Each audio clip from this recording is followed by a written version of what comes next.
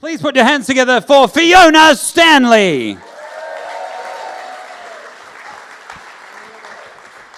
that all right? That's good. I came to Australia as a backpacker originally, and within the first couple of months of being here, I met a guy from Adelaide. And the first time we went back to his place, he said, "Do you want to see what I'm making in my garage?" Right? Because I didn't know about Adelaide.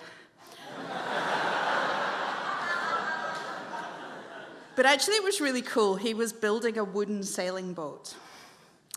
So fast forward a couple of months, and things are really good.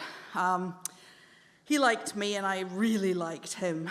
But I wasn't sure if I really liked him or if actually what was happening was, because I tend to overthink things, I was falling in love with Australia, projecting that onto him. He was getting all the benefit of that. He had all the power in the relationship. It was a big mess. Because I really liked him, and he kind of liked the attention. Now, I said I was a backpacker, and I was. But I was 31, and I was taking some time out from a proper job, a management job. And I'd worked 10 years in the same industry, moving up in 5 different countries. So that meant 2 things. First, it meant I really needed to find somewhere, stop, settle down, find a place to call home. And second, it meant that I knew a lot of people in my industry. So I emailed everybody I knew and basically spammed everyone. Darling, I networked. And through one of the connections, I was offered a job in Sydney, and they were going to sponsor my visa. Now, this wasn't ideal because the Adelaide guy was in Adelaide, but okay, I got to stay in the country, so that's a good thing. And we went back and forwards, Adelaide to Sydney, and we did a lot of road trips. So that meant I learned the road trip rules. So you go to the survey, pick up a meat pie, go to the bottle-o, buy a slab of tinnies. These you put in your esky before the ice. If you put the ice in first, that's it. You have to leave the country. That's the practical component of the Australian Citizenship Test.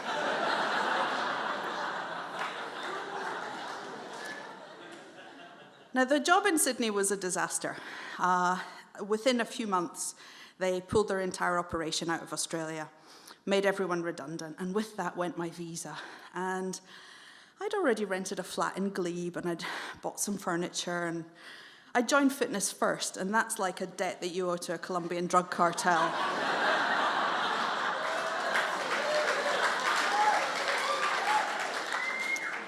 So I had to find a way to stay in the country.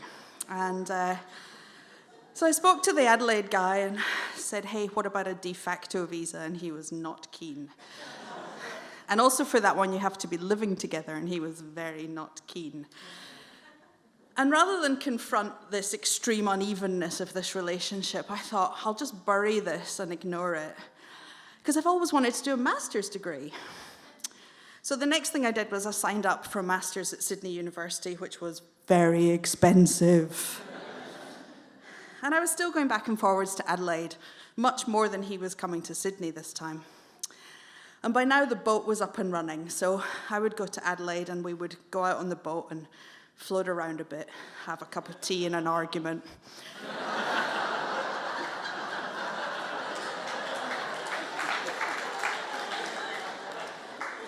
And we would run out of things to say. But I really liked this guy. And also, I'm not blameless here. He was my plan B for the visa also. So at an op shop, I bought a $5 Trivial Pursuit set, and we played that constantly. It was a 1986 edition, so all the answers were either Richard Nixon or the Soviet Union.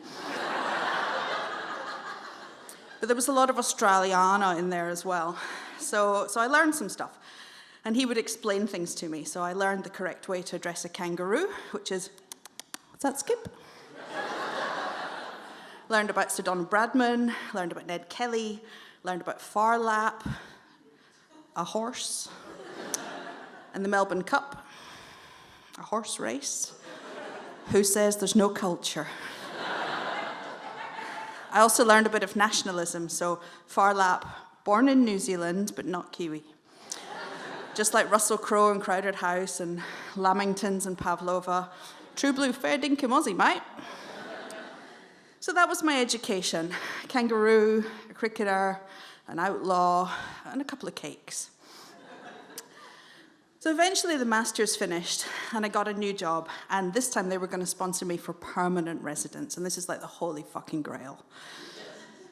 And they sent me a form, and it said, do you have a criminal record? And I thought, do you still need one?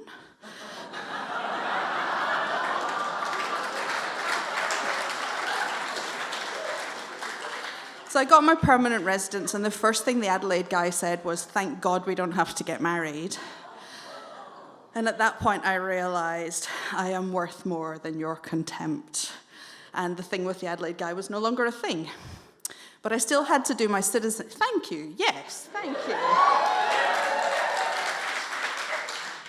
I still had to do the citizenship test, and they sent me a booklet about it.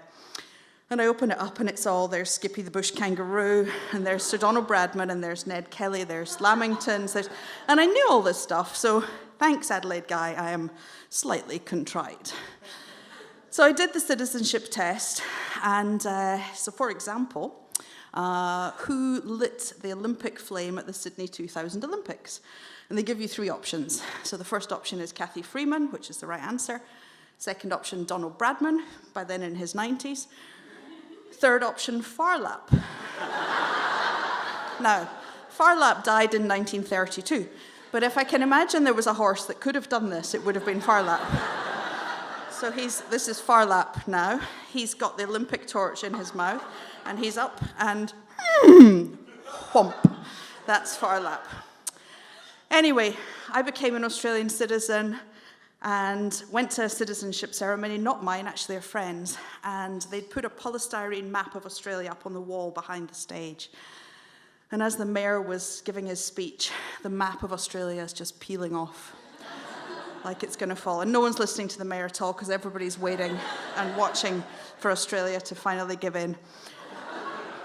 Waiting and watching, and eventually Australia falls to the ground. And everybody cheered, and the mayor had no idea what had happened.